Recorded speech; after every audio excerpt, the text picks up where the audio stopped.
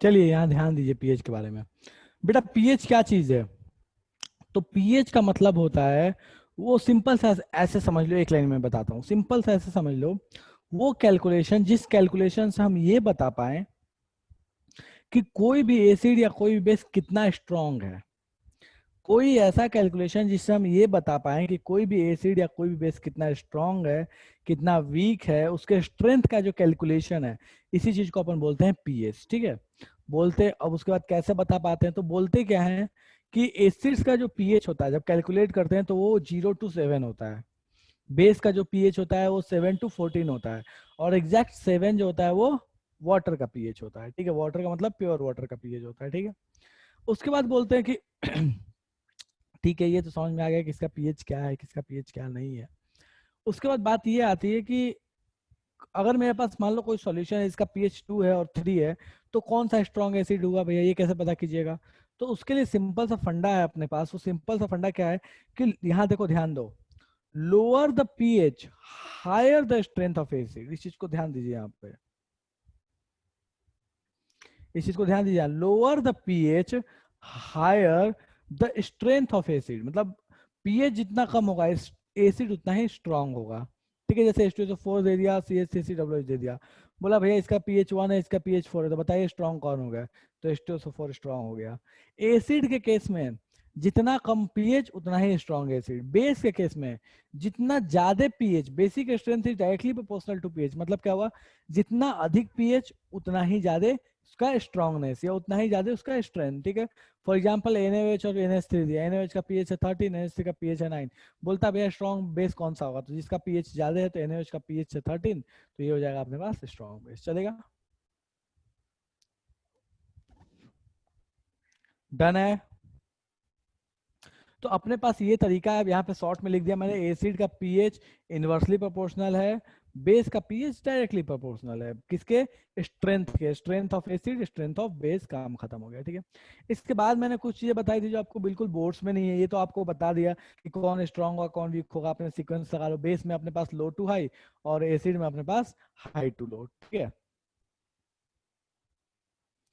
उसके बाद बोला भैया टेम्परेचर का रोल किसने बोल दिया सर, टेम्परेचर बताओ, तो देखो टेम्परेचर की कहानी ऐसी है कि टेम्परेचर को बढ़ाओगे तो पीएच रेंज ही बदल जाएगा। ठीक है, जो पीएच रेंज पहले 0 to 14 होता था, 90 डिग्री पे देखोगे तो 0 to 12 हो जाता है, तो पीएच रेंज ही बदल जाता है अगर आपने टेम्परेचर को बदल दिया है तब। चलेगा?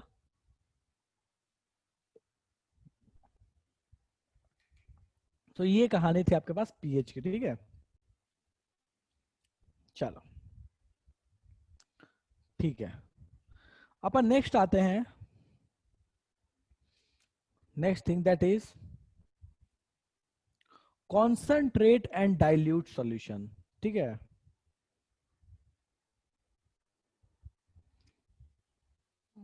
Concentrate and dilute solution. अब सॉल्यूशन का मतलब दोनों ही हो गया, दैट मीन्स एसिड और बेस दोनों ही। इसका मतलब हो गया या तो एसिड बोल दो या तो बेस बोल दो। कॉन्सेंट्रेट का मतलब क्या होता है, देखो समझो इस चीज का मतलब क्या होता है। कॉन्सेंट्रेट का मतलब होता है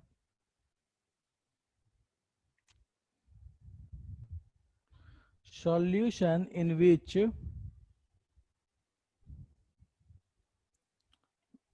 amount of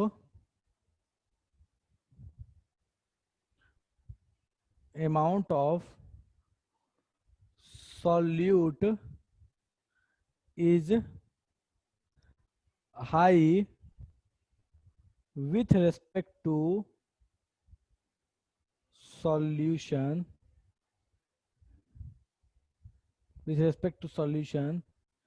is concentrated solution। ठीक है, डाइल्यूट का मतलब, अब मैं दोनों का पहले मतलब लिखा दे रहा हूँ फिर मैं समझा दूंगा कि दोनों का मतलब क्या है। सारी कहानी बिल्कुल वैसे ही है, बस एक जगह फर्क पड़ जाता है कि यहाँ पे जहाँ पे ये लिखा हुआ था हाई, इस चीज को ध्यान देना, जहाँ पे ये हाई लिखा हुआ है, ये जो हाई लिखा हुआ है, कलर चेंज कर दो, हाँ, जहाँ पे ये भाई साहब हाई लिखा हुआ है वहां पे आपको यहाँ पे चेंज करके क्या कर देना है, लो कर देना है। ठीक है, अब एक चीज जो आपको पहले समझनी होगी वो ये है कि कॉन्सेंट्रेट और डाइल्यूट जो है वो एक ऐसा टर्म है जो एक दूसरे के रेस्पेक्ट में देखा जाता है, एक दूसरे के रेस्पेक्ट में देखा जाता है। ऐसा नहीं है कि आपको कोई भी चीज यदि बोली भैया ये कॉन्सेंट्रेटेड है या डाइल्यूट है। लेकिन हाँ, जब आप प्रैक्टिकली देखिएगा तो बॉटल्स खरीद के लाइएगा अगर एसिड का बेस का, तो उस पर लिखा होता है कॉन्सेंट्रेटेड और डाइल्यूट। तो डेली लाइफ में अपन थोड़ा सा यूज करते हैं कि यार इससे ज्यादा अगर ऐसी कहानी है तो थोड़ा कॉन्सेंट्रेटेड है, और इस तरह का है तो थोड़ा डाइल्यूटेड है। बट ये है क्या, एक दूसरे के रेस्पेक्ट में देखने वाली चीज है। थोड़ा सा इसका मतलब हम अलग तरीके से समझते हैं। मान लो अपने को 2 ग्लास दे दिया, ठीक है।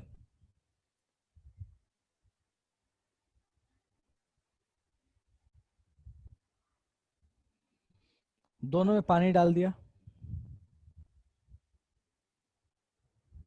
और दोनों में पानी जो है वो 1-1 लीटर ही है। दोनों में पानी जो है 1-1 लीटर, 1 लीटर है।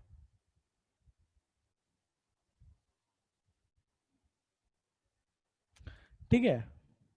अब बोलता क्या है भैया, कुछ ऐसा बोलता है कि दोनों में आप HCl डालो। चलो भैया कोई बात नहीं, डाल देंगे HCl।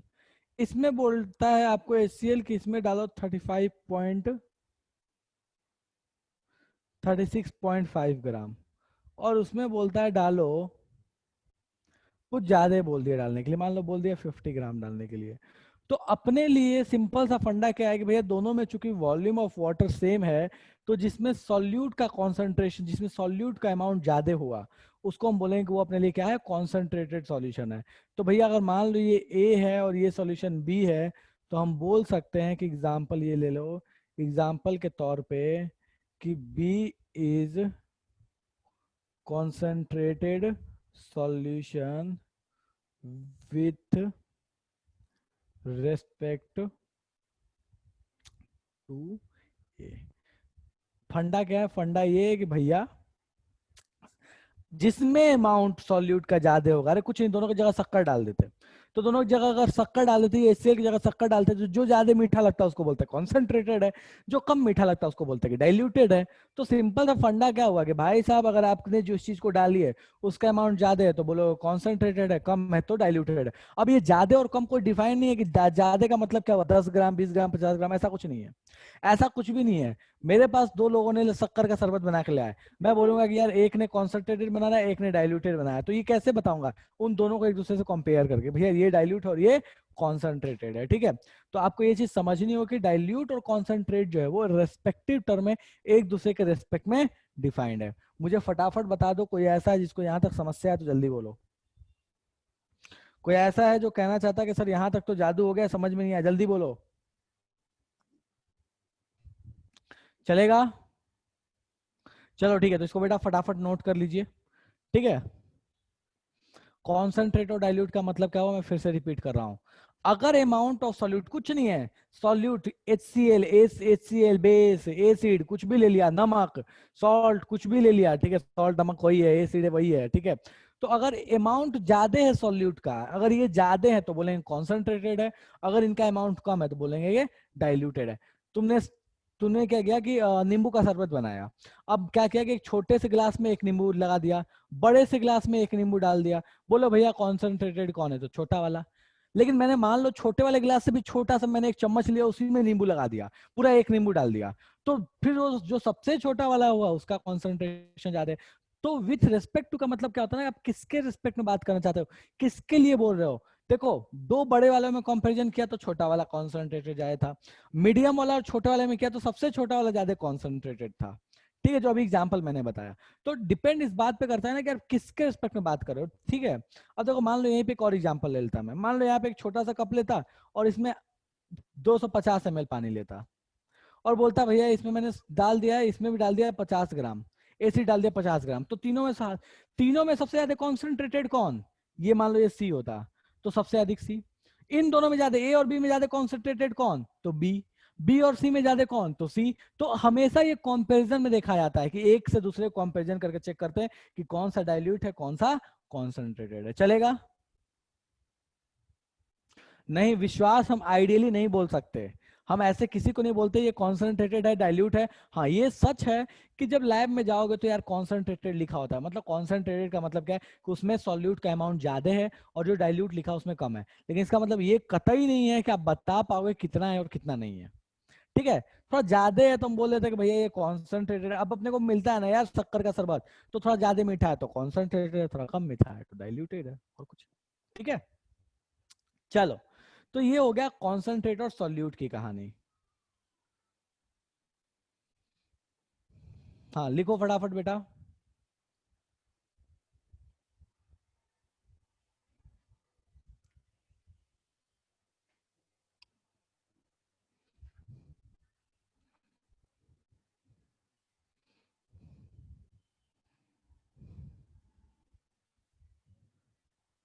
फटाफट नोट कर लीजिए।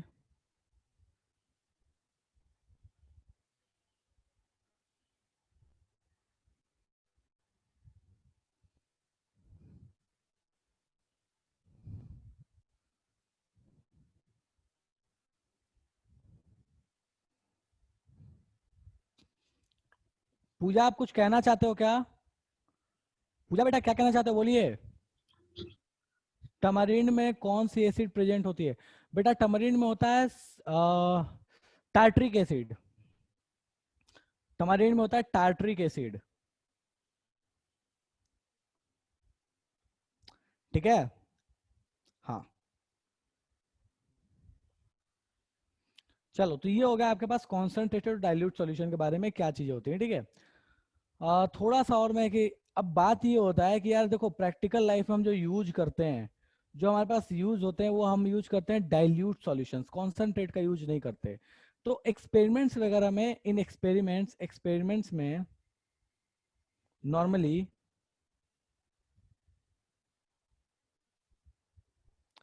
इन daily uses dilute solution is used, in daily use dilute acid, जो भी दिया हुआ है एसिड या बेस इज यूज्ड। कॉन्सेंट्रेट का यूज नहीं करते हम हमेशा। हम अपने डेली लाइफ में किसका यूज करते हैं? डाइल्यूट सॉल्यूशंस का यूज करते हैं। तो कॉन्सेंट्रेट से डाइल्यूट कैसे कन्वर्ट किया जाता है इसके बारे में थोड़ा सा अपन देखते हैं। How concentrated acid is converted to dilute acid. Concentrate acid को डाइल्यूट एसिड कैसे कन्वर्ट करते हैं? तो बेटा बेटा इसका देखो एक फंडा है, वो कुछ इस तरीके का, इस चीज को आप ध्यान रखिएगा।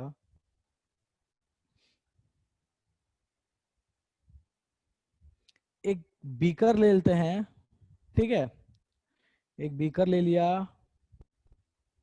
इस बीकर में पहले से पानी ले लेते हैं, ध्यान रखना ये बहुत इंपॉर्टेंट चीज है कि पहले से इसमें पानी ले लिया जाता है। ठीक है, और इसमें क्या किया जाता है कि ड्रॉप ड्रॉप करके, ड्रॉप वाइज या फिर ड्रॉप वाइज बोल लो, या फिर ग्लास रॉड के मदद से, दोनों ही यूज करते हैं, या तो ग्लास रॉड भी यूज कर लेते हैं और ड्रॉप वाइज भी यूज करते हैं, तो तुम्हारी चॉइस है, तुम जैसे चाहो ऐसे यूज कर सकते हो। ठीक है, तो इसमें क्या करते हैं ना कि एक ग्लास रॉड का यूज करते हैं, ग्लास रॉड इसमें लगा देते हैं, और ग्लास रॉड का यूज करके इसमें क्या करते हैं कि धीरे धीरे कॉन्सेंट्रेट सॉल्यूशन को इसके ऊपर डालते हैं। ठीक है, तो इसके ऊपर क्या करते हैं कि ये कॉन्सेंट्रेट सॉल्यूशन को इसके ऊपर डालते हैं।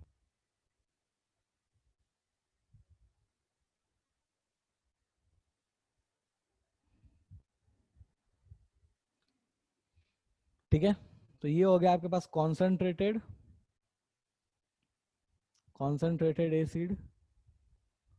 ये हो गया आपके पास वाटर। ठीक है, जैसे ही इसमें कॉन्सेंट्रेटेड एसिड को ग्लास रॉड के थ्रू या फिर पॉइंट ये से ड्रॉप बाय ड्रॉप हम वाटर में डालते हैं, तो जो हमें सॉल्यूशन मिलता है, जो इसके बाद जो हमें सॉल्यूशन मिलता है, वो सॉल्यूशन कौन सा होता है? डाइल्यूटेड सॉल्यूशन होता है, डाइल्यूटेड एसिड होता है। ठीक है, अब ये क्यों बताया, इस चीज को ध्यान देना। हमेशा डाइल्यूशन करने के लिए, हमेशा डाइल्यूट करने के लिए जो एक बहुत बेसिक सा फंडा है वो ये है कि हमेशा हम पानी में एसिड को डालते हैं, ना कि एसिड में वाटर को डालते हैं। मतलब ये उल्टा भी कर सकते थे कि वाटर लेते और एक ग्लास में एसिड लेते उसमें डाल देते। जैसे नींबू का शरबत बनाने के लिए नींबू लिया ग्लास, एक जगह ग्लास में डाला और उसमें क्या करते पानी डाल दिया। तो नहीं, हम उल्टा करेंगे, पहले पानी लेंगे और उसमें ऊपर से नींबू डालेंगे। ऐसा कहानी ना कि नींबू का पहले रस निचोड़ लिया और पानी डाल दिया। ये काम हम नहीं करेंगे, ठीक है। क्यों नहीं करेंगे? क्योंकि ये एक एक्सोथर्मिक प्रोसेस होता है। डाइल्यूशन जो होता है ये एक एक्सोथर्मिक प्रोसेस है, और एक्सोथर्मिक प्रोसेस होने की वजह से इसमें बहुत ज्यादा हीट रिलीज हो सकती है जो कि डेंजरस हो सकता है। इसलिए डाइल्यूशन जो हमेशा होता है वो हमेशा एसिड को वाटर में ऐड किया जाता है, ना कि वाटर को एसिड में ऐड किया जाता है, ठीक है। तो always acid is added drop wise to water as this is a exothermic process, ठीक है। तो इस एक्सोथर्मिक होने की वजह से हम हमेशा क्या करते हैं कि एसिड को पानी में डालते हैं, ना कि पानी को एसिड में डालते हैं। Sir what we add whole acid in water. देखो भैया, अगर पूरे एसिड को आप एक ही बार में पानी में डाल दोगे तो हो सकता है कि वहां पे बहुत ज्यादा हीट जनरेट होने के वजह से मतलब जो बीकर वगैरह जिसमें भी आप ये काम कर रहे हो वो हो सकता है कि वहां पे वो फूट जाए। ये पॉसिबिलिटी है, बहुत ज्यादा हीट जनरेट होगा तो फूट जाएगा, या उल्टा भी कर दोगे तो फूट जाएगा।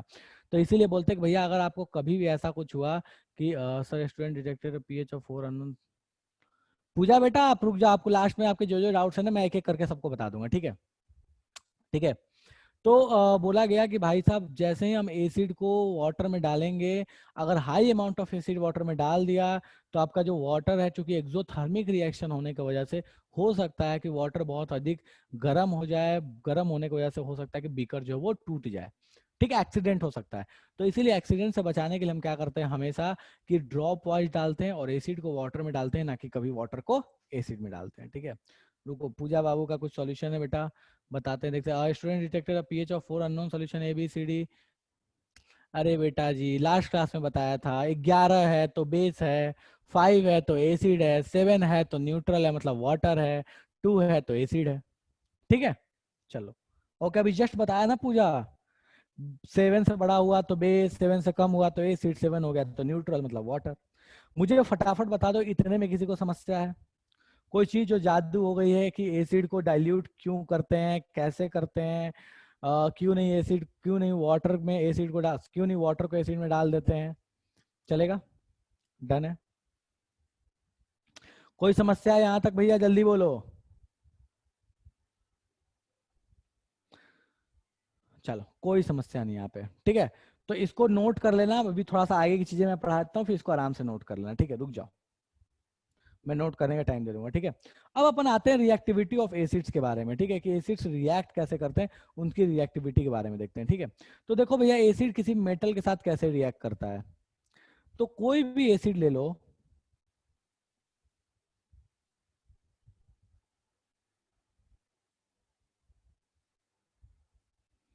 एसिड प्लस मेटल, ये देता है अपने को सॉल्ट प्लस हाइड्रोजन गैस, ठीक है। सॉल्ट प्लस हाइड्रोजन गैस, ये एक जनरल रिएक्शन है। अब जरूरी नहीं है कि हमेशा ये हो, ये भी बात सच है, लेकिन हम मैक्सिमम जगह ये रिएक्शन वैलिड होती है, ठीक है। एग्जाम्पल के तौर पे मैं आपको बता दे रहा हूँ भैया, एग्जाम्पल के तौर पे, तो अगर मान लो मैंने H2SO4 ले लिया है, इसको ट्रीट करा दिया है मैंने Fe के साथ में, तो अपने को मिल जाएगा FeSO4 और साथ में मिल जाएगा H2 गैस, ठीक है। एक और एग्जाम्पल लिख लो भैया फटाफट यहाँ पे।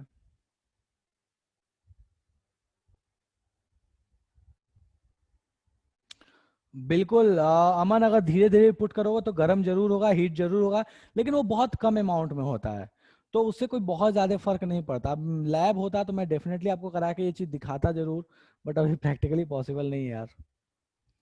H2SO4 है, इसमें अगर जिंक को डाल दिया तो भैया ये बनाएगा ZnSO4, और साथ में दे देगा हाइड्रोजन गैस। ठीक है, तो ये आपके पास दो रिएक्शंस हैं कि अगर आपके पास एसिड कभी मेटल के साथ रिएक्ट करता है तो आपको क्या क्या देता है, तो आपको देता है सॉल्ट और साथ में क्या देता है, हाइड्रोजन गैस। चलेगा?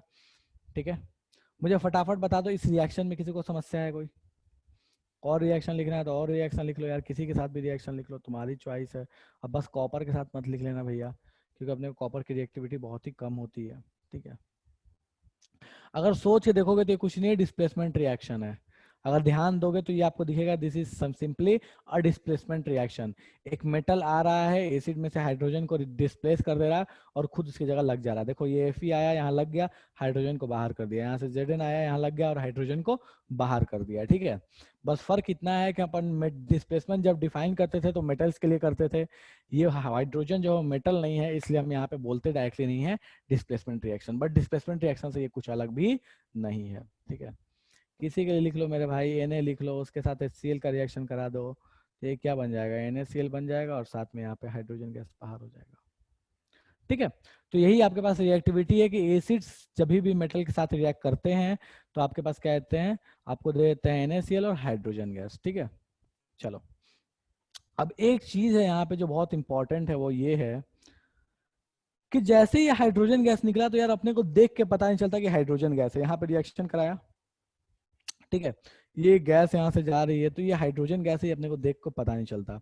तो उसके लिए क्या करते हैं ना कि इसके पास इस गैस को क्या करते हैं कि एक ट्यूब में कलेक्ट कर लेते हैं, एक टेस्ट ट्यूब में कलेक्ट कर लेते हैं, और उसके बाद क्या करते हैं कि उसके पास एक बर्निंग मैस्टिक लेके जाते हैं। ठीक है, जलती हुई एक तिली लेके जाते हैं और वो तिली से पता चल जाता है कि अपने पास जो चीज ली थी, जो गैस आया था, वो हाइड्रोजन था या नहीं था। कैसे भैया? तो टेस्ट ऑफ हाइड्रोजन गैस क्या बोलता है, टेस्ट ऑफ H2 गैस, ध्यान रखिएगा,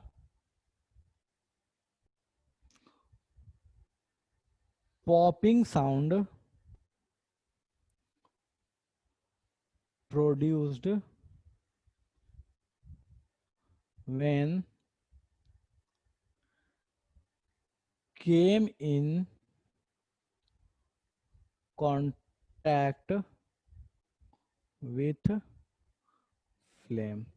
ठीक है, जब भी ये फ्लेम के कांटेक्ट में आता है हाइड्रोजन गैस तो पॉपिंग साउंड देता है। और अगर कहीं किसी रिएक्शन में अगर आपको दिख गया कि भैया पॉपिंग साउंड प्रोड्यूस किया गया है, तो आपको ये सोच लेना है कि भैया कुछ नहीं है, वो पक्का हाइड्रोजन गैस ही रहा होगा। याद रखिएगा कि हाइड्रोजन गैस जो होता है ये भी कलरलेस होता है, कोई कलर नहीं होता। ठीक है, कोई स्मेल नहीं होता, कोई कलर नहीं होता, कोई स्मेल नहीं होता। तो इस कलर और स्मेल से आप नहीं बता पाइएगा कि वो गैस कौन सी है। तो बस हम उसको कैसे बता पाते हैं, पॉपिंग साउंड से बता पाते हैं कि अगर पॉपिंग साउंड आ रहा है तो क्या है, हाइड्रोजन गैस है। चलेगा? इतने में किसी को समस्या है तो भैया फटाफट हैंड रेज करो, जादू हो गया तो।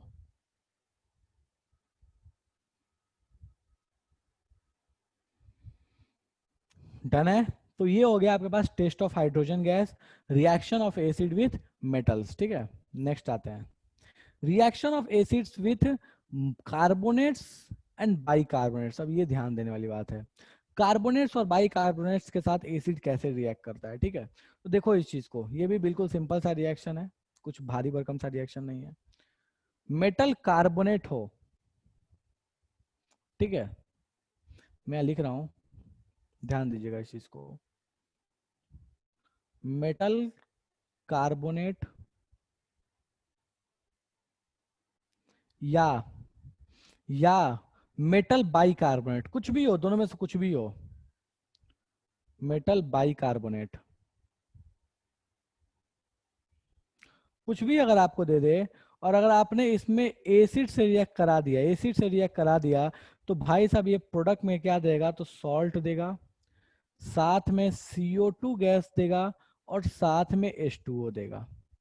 ये फिक्स रिएक्शन है, इस चीज को ध्यान रखना। ठीक है, सॉल्ट देगा, CO2 देगा और H2O देगा। ठीक है, अब ये CO2 आपको कैसे पता भैया कि CO2 देगा? ठीक है, तो CO2 का भी एक टेस्ट है, उससे पता चल जाता है कि CO2 देगा। बट उससे पहले कुछ एग्जांपल्स कर लेते हैं भैया कि कैसे आपको पता है कि CO2 दे रहा है और क्या रिएक्शन के एग्जाम्पल होंगे। तो मैं फटाफट एग्जाम्पल करा देता हूँ आपको, उस चीज को ध्यान दीजिए। ठीक है,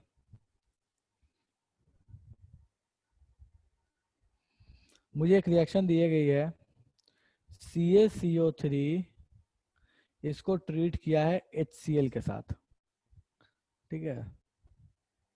बोला प्रोडक्ट क्या बनेगा, तो कुछ नहीं सोचना, CaCl2 plus CO2 plus H2O, ठीक है।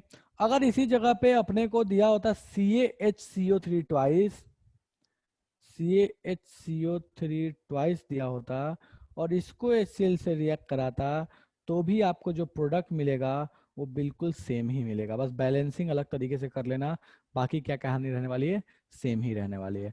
तो आपको ये चीज ध्यान रखना होगा हमेशा कि मेटल कार्बोनेट हो या मेटल बाई कार्बोनेट हो, दोनों ही जब रिएक्ट करते हैं कभी भी एसिड के साथ, तो आपको क्या देते हैं, सॉल्ट देते हैं, कार्बन डाइऑक्साइड देते हैं और वाटर देते हैं। चलेगा।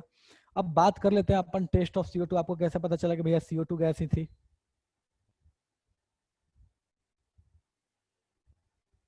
क्योंकि इसके साथ भी ऐसी ही कहानी है कि भैया इसका कोई टेस्ट नहीं होता, कोई कलर नहीं होता, ठीक है। तो भैया कैसे पहचानिएगा, तो इसके लिए यूज करते हैं मिल्की वाइट टेस्ट, ठीक है।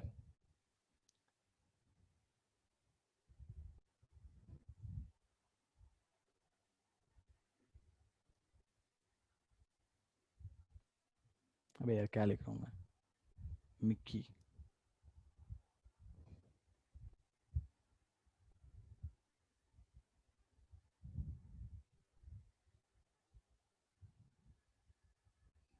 अच्छा बोलते हो वाइट बोला था क्या? चलो ठीक है, वो आदत हो रही है ना मिल्की वाइट बोलने की। चलो ठीक है, okay. This is known as milky water test, ठीक है। अब भैया मिल्की वाटर टेस्ट होता क्या, कुछ नहीं है, फर्जीवाड़ा है, एक सिंपल सा रिएक्शन है, उस रिएक्शन को ध्यान देना। करते ये हैं कि जो गैस है, गैस को पहले ट्रीट कर देते हैं CaOH ट्वाइस से, ठीक है। कैल्शियम हाइड्रोक्साइड से ट्रीट करते हैं, स्लेक्ट लाइम से ट्रीट करते हैं, ठीक है। तो जैसे ही इसके साथ इसको ट्रीट करते हैं, इसमें पास कराया जाता है, तो आपको क्या होता है कि जो सॉल्यूशन मिलता है, कैल्शियम हाइड्रोक्साइड जो पहले से होता है भैया, ये ध्यान देना, ये जो होता है ये कलरलेस रहता है, ठीक है। ऐसे समझ लो ये कलरलेस होता है, ठीक है, नो कलर, ठीक है। जैसे ही इसमें इस गैस को पास कराते हैं, वो गैस कौन सी है भैया, ध्यान रखिएगा, वो गैस अपन किसके लिए टेस्ट कर रहे हैं, CO2 के लिए कर रहे हैं। तो जैसे ही CO2 गैस को आपने पास कराया है इससे, इसका जो कलर है ये हो जाता है वाइट। कैसा वाइट, मिल्की वाइट, दूध, दूध की तरह का दिखता है ये कुछ चीज, ठीक है, मिल्की वाइट, ठीक है। ये एकदम दूध की तरह दिखने लगता है, ठीक है। तो हम बोलते हैं कि भैया अगर ये व्हाइट व्हाइट कलर आपको दिखने लगा, तो आप बोल सकते हैं, क्या बोलना चाहता है अमन, चलो ठीक है। तो अगर आपको ये दूध की तरह एकदम व्हाइट व्हाइट कलर का सॉल्यूशन अगर आपको दिखने लगा, तो आप बोल सकते हैं कि जो आपने गैस लिया था वो कौन सी गैस थी, CO2 गैस थी, ठीक है। अगर आपने इसमें एक्सेस ऑफ CO2 पास करा दिया, ये एग्जाम का आया हुआ क्वेश्चन है, ध्यान रखना, अगर इसमें आपने एक्सेस ऑफ CO2 पास करा दिया, तो ये फिर से कलरलेस हो जाती है सॉल्यूशन। ये बड़ा गजब का कहानी है, ठीक है।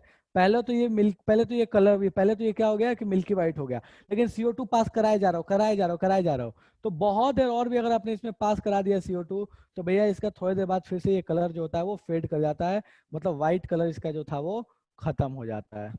व्हाइट कलर जो इसका था वो क्या हो जाता है, खत्म हो जाता है, व्हाइट कलर इसमें से गायब हो जाता है, ठीक है। तो होता क्या है कि फिर से मैं बोल रहा हूँ, गैस जो भी गैस आपने लिया था दैट वाज CO2 गैस, तो CO2 गैस को अगर आपने कैल्शियम हाइड्रोक्साइड से पास कराया है, ठीक है, इसको बोलते हैं स्लेक्ड लाइम, ध्यान रखना,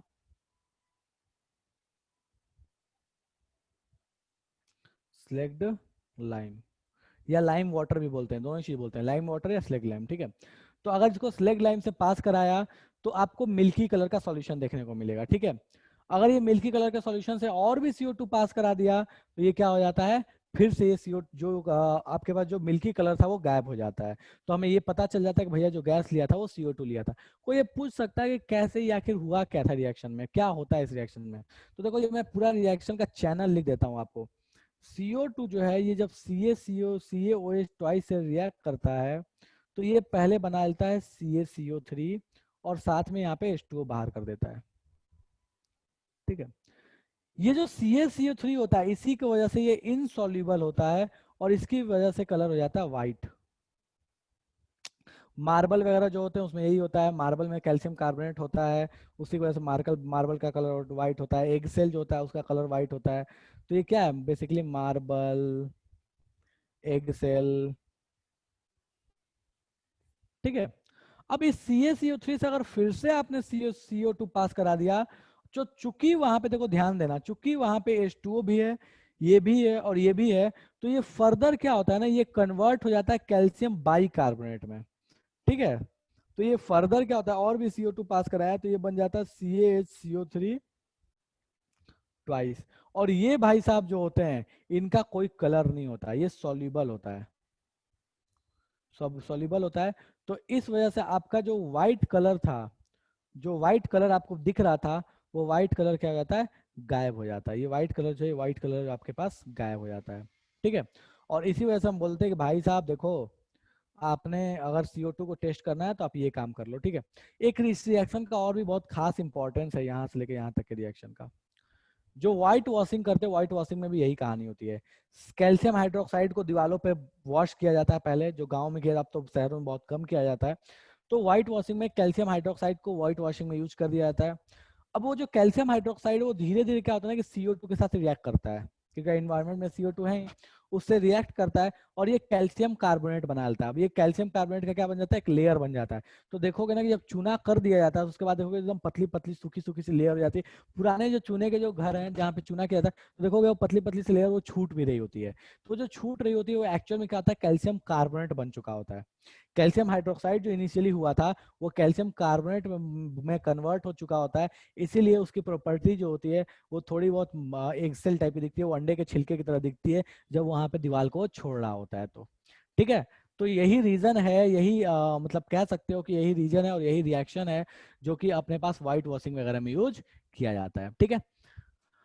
सर अगर स्लेग लाइम की अमाउंट बढ़ा दे तो, अब बेटा देखो सिंपल सा कहानी ये है अमन कि अगर स्लेग लाइम का आपने अमाउंट बढ़ा दिया है तो उसके अकॉर्डिंग पहले आपको CO2 को पास कराओगे तो पहले उसके अकॉर्डिंग कैल्शियम कार्बोनेट बनेगा।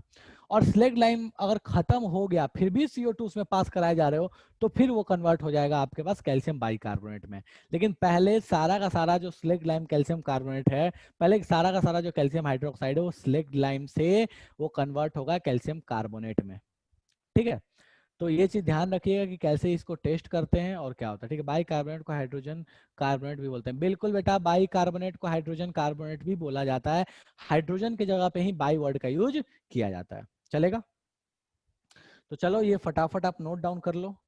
कहाँ से था, यहाँ से था, शुरू हो जाओ, नोट डाउन करो फटाफट, शुरू हो जाओ बेटा, फटाफट इसको नोट डाउन कर लीजिए।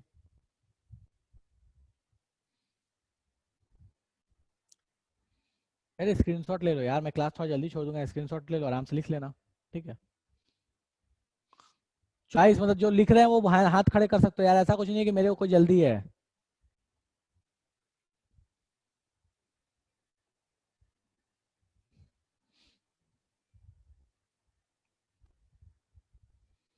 ठीक है, जिसका छूट गया वो बोल देना कि सर छूट गया, मैं फिर से वहां पे आ जाऊंगा, टाइम दे दूंगा, आराम से लिख लेना, कोई जल्दी नहीं, ठीक है। हाँ बिल्कुल आयुषी बेटा, नोट्स में पूरा फिगर तो नहीं बट लाइटली थोड़ा बहुत फिगर आप जरूर बना लेना।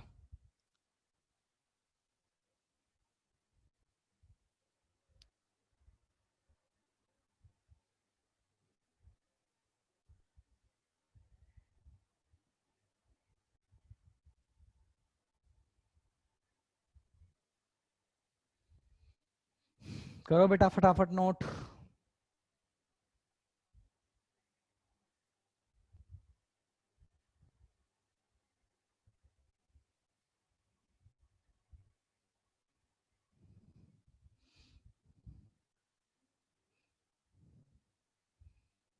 ठीक है, चलेगा।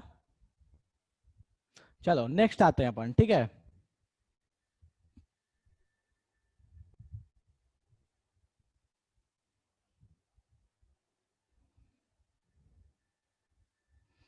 एसिड्स विथ,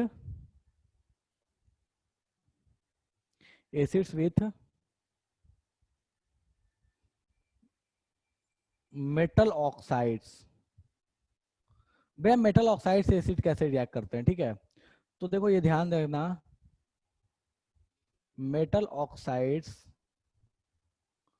प्लस एसिड, ये भी बिल्कुल पुरानी ही रिएक्शन है, सॉल्ट प्लस वाटर। ठीक है, एग्जाम्पल के तौर पर देख लेता हूँ फटाफट।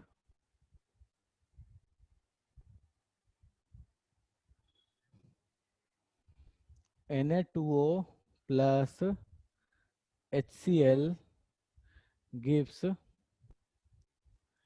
NaCl plus H2O। चाहो तो इसको बैलेंस कर सकते हो, यहाँ 2 लगा लेना, यहाँ 2 लगा लेना। ठीक है, दूसरा एक एग्जाम्पल कोई देख लेते हैं। MgO प्लस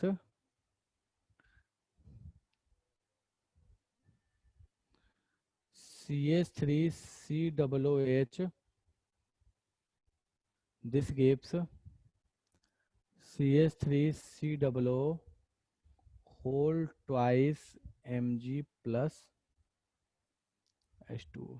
ठीक है, तो ध्यान रखिएगा इसको, सीधे सीधे मेटल ऑक्साइड जो होते हैं वो एसिड के साथ रिएक्ट करके क्या देते हैं, सॉल्ट देते हैं और वाटर देते हैं। चलेगा सर? ये प्रोडक्ट तो तब आता है ना जब एसिड का रिएक्शन बेस से हो। विश्वास, एसिड का रिएक्शन बेस से या एसिड का रिएक्शन मेटल ऑक्साइड से, दोनों एक जैसा ही होता है। दोनों एक जैसा ही होता है, एसिड विथ मेटल ऑक्साइड और एसिड विथ बेस, दोनों ही रिएक्शन एक जैसी ही होती है, दोनों में सॉल्ट और वाटर ही बनता है। ठीक है, तो अपना नेक्स्ट रिएक्शन भी बिल्कुल वही है। ठीक है,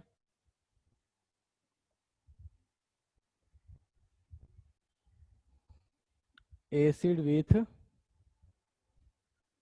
बेस। ठीक है, तो देखो भैया, बेस के साथ जब एसिड रिएक्ट करता है, ध्यान देना, बेस के साथ जब एसिड रिएक्ट करता है तो वही सेम कहानी देता है, that is salt plus water. ठीक है, एग्जाम्पल के तौर पे बात कर लो इसमें, तो मैं सोडियम वाली कहानी को लेके मैं रिपीट एक बार कर दे रहा हूं।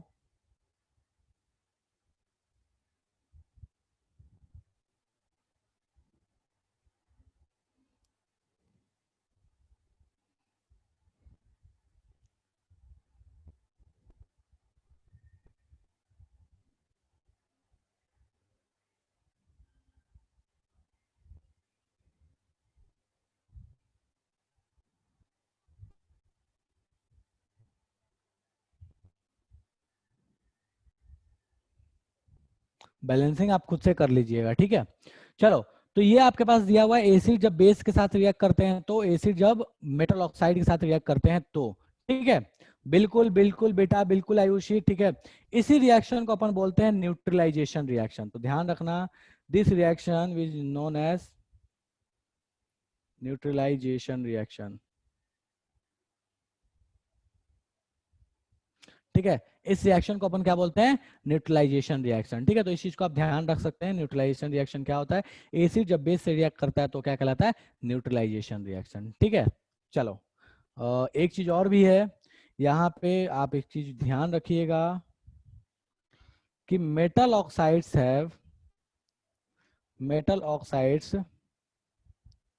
Have basic nature, basic nature, but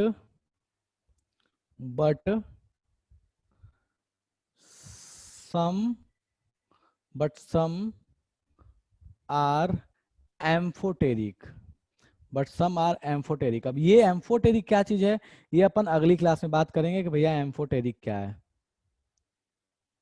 some are amphoteric, example के तौर पे Al2O3 एंड ZnO।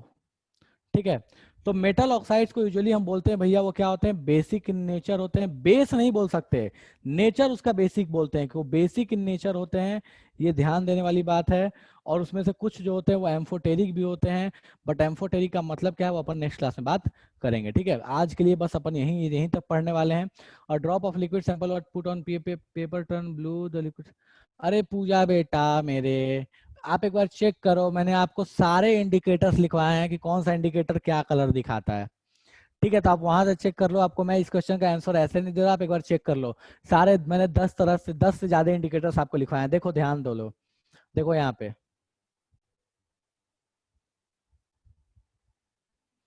आप लिटमस की बात क्या, देखो इतने सारे इंडिकेटर्स लिखवाए हैं, ठीक है। तो आपको जो भी इंडिकेटर आप लिटमस चेक करना चाहते हो, जो भी चेक करना चाहते हो, ठीक है, वो यहाँ से चेक कर सकते हो। ऑलिफैक्टरी देखो यहाँ से इंडिकेटर्स लिखवाए हैं, तो आप जिसको चेक करना चाहते हो यहाँ से आप कलर के अकॉर्डिंग चेक कर सकते हो, ठीक है। डन है। ओके पूजा। ब्लू है, ब्लू के अकॉर्डिंग आपको देख लिया आपने क्या बनता है। रेड के अकॉर्डिंग आपको पता है क्या बनता है। मिथाइल ऑरेंज क्या दिखाता है, फेनोफ्थलीन क्या दिखाता है, ये सारी चीजें मैंने बता दी है, ठीक है। बाइकार्बोनेट पे -1 चार्ज आता है, हाँ बेटा बिल्कुल बाइकार्बोनेट पे -1 चार्ज आता है। सर सोडियम बाइकार्बोनेट होगा क्या, क्या सोडियम बाइकार्बोनेट बेटा, कहाँ बोले हो सोडियम बाइकार्बोनेट क्या। सोडियम बाइकार्बोनेट एसिडिक या बेसिक, इसका आंसर हाँ बिल्कुल होगा, परफेक्ट है, हो सकता है।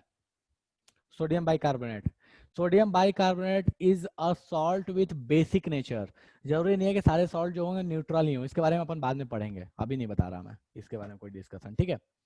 बिल्कुल पॉसिबल है। सोडियम कार्बोनेट भी पॉसिबल है, सोडियम बाइकार्बोनेट भी पॉसिबल है, सोडियम हाइड्रोक्साइड भी पॉसिबल है, ठीक है। चलो अंशु बेटा, इस चैप्टर में अब कुछ चीजें और बची हुई हैं सर, ये पीडीएफ में ग्रुप में डाल दीजिएगा, ठीक है। ओके अमन, मैं ग्रुप में डाल दूंगा इस पीडीएफ को। इस चैप्टर में बहुत और थोड़ी सी बहुत चीजें बची हुई हैं, ठीक है। इंपॉर्टेंस ऑफ पीएच के बारे में, एम्फोटेरिक्स के रिएक्शन के बारे में, और थोड़ा बहुत ऑक्साइड्स ऑफ नॉन मेटल के एसिडिक नेचर के बारे में, ठीक है। तो आज की क्लास बेटा आपको इस टाइम टेबल में मिला भी होगा कि आज की क्लास आपकी 45 तक ही थी, ठीक है। तो 45 हो चुका है, 4:45 I guess, I am not sure कि आपको बोला गया था नहीं बोला गया था, बट आज की क्लास आपकी 4:45 तक ही थी, ठीक है, अच्छा बताया गया था। ओके सर गर्ल्स वाले में भी पीडीएफ सेंड कर दें, हाँ ठीक है बेटा बिल्कुल, मैं पीडीएफ जब बना मैं जब सेंड करूंगा तो दोनों में सेंड कर दूंगा, ठीक है। चलो पूजा जल्दी बोलिए बेटा अपना डाउट, फटाफट बोलिए बेटा क्या डाउट है, बोलिए बेटा। पूजा बोलो जल्दी, मैं ऑडियो ऑन करने का परमिशन दे रहा हूँ, पूजा बोलो। हाँ पूजा ऑडियो ऑन करो, बोलो क्या डाउट है।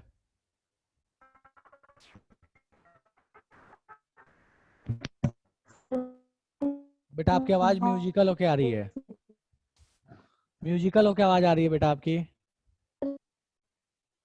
आप मैसेज कर दो। बेटा मैसेज करो, आपकी आवाज नहीं आ रही, म्यूजिकल कंपाउंड्स इन समथिंग पता नहीं क्या बोला था, आवाज क्लियर नहीं आई।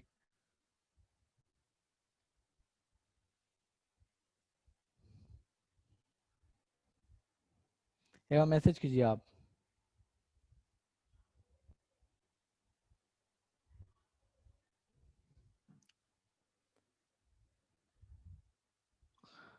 कॉमन नेम ऑफ CaOCl2 बेटा इसको बोलते हैं ब्लीचिंग पाउडर, इसका आयु इसका मतलब स्टैंडर्ड नेम होता है, आयुपैक नेम होता है कैल्शियम ऑक्सीक्लोराइड।